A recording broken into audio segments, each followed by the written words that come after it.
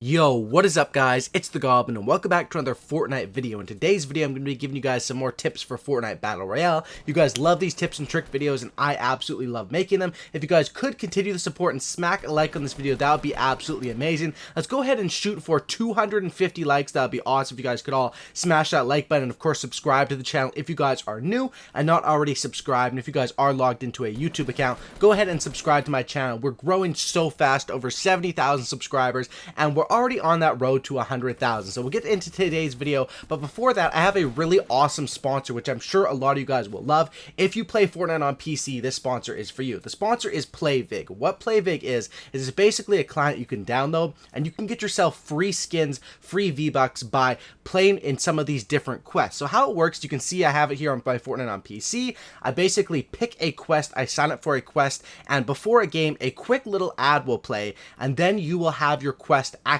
So some of the quests may be to win 5 duo games, to maybe get first one to get 10 wins, and there's a prize pool in those. It's free to enter. All you have to do is watch that quick ad, you enter into the quest, and it tracks how you do in the game. Then of course, as you can see here, as I'm flying in, I have the little overlay on my map. It's basically pink, and when that turns green, my quest is active and it's free to enter, and you can do these quests all day. If you're playing Fortnite on PC, why not be completing and entering into these quests to get yourself some free V-Bucks. Basically, you get points on the site. You can pull those out for V-Bucks or whatever you want. This is a very innovative and awesome program. Link for it will be down in the description. I recommend you guys all go there and check it out if you play on PC. And let's get into today's video.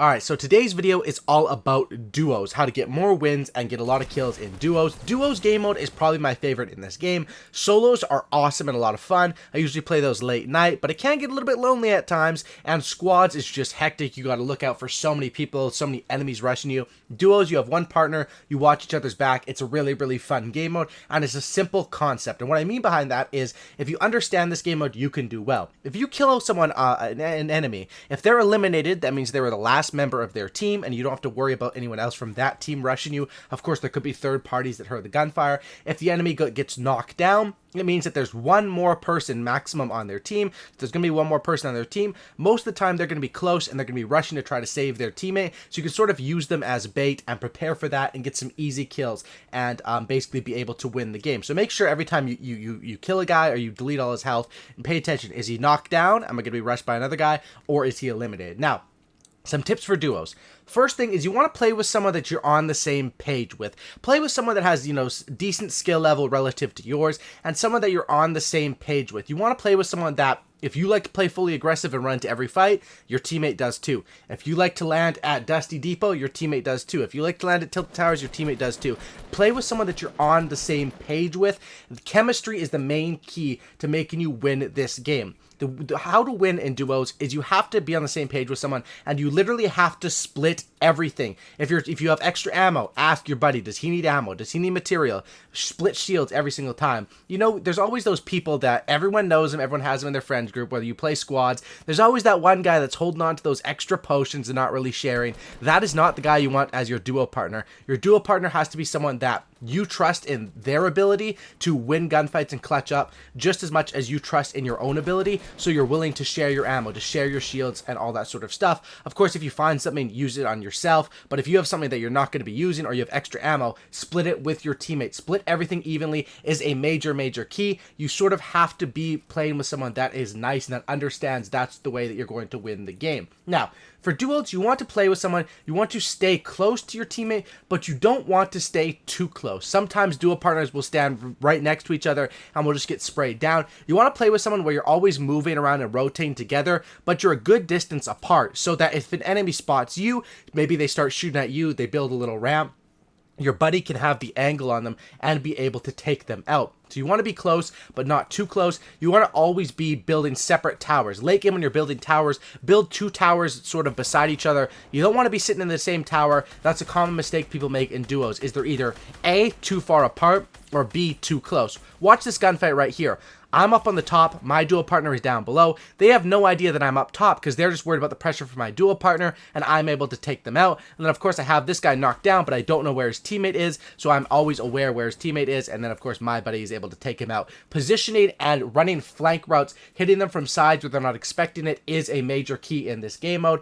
Also, a number one strategy that I really love about duos is that if your buddy has an RPG, or even if he has a bunch of ammos, you know how if you're spraying at a base, people will spam or even hold down and turbo rebuild. If you have a buddy with RPGs, with a minigun, with even a bunch of AR ammo or anything like that, have someone that focuses on spraying down the structure, and while you time it with them, you spray at the enemy. And a lot of times you can get some free kills doing that, because if you time it with your buddy and if you're good at that, the enemies won't be able to rebuild fast enough, and in that split second you'll be able to get a couple shots off, which could be enough to kill them or destroy their base. And that's the way that you can win gunfights with your teammate, is by focusing on the same target together. If you see one guy, give him the coordinate, focus on that same guy, and be able to do that. That's one of my favorite strategies, is one person destroys the building while another person sprays down and gets the kill. Now, the way to play duos is, of course, it's a simple game mode.